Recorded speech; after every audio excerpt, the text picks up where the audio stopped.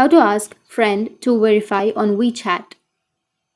So if you want to ask a friend to verify on WeChat, then let's follow the process. First, you need to open up your WeChat application.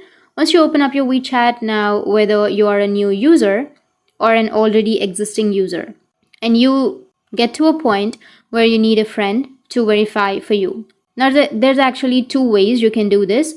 One is you have to be with the person verifying for you, and when they go into their app, all they need to do is just scan this QR code and you will be verified if they meet up with certain requirements. And the second would be screenshotting this QR code that you have on your WeChat. And once you screenshot the QR code, then you need to send it to them, maybe through WhatsApp or any other social media platform, and ask them to verify it for you. So that's how you can ask a friend to verify on WeChat. And if you have any questions, feel free to comment below. Thanks for watching.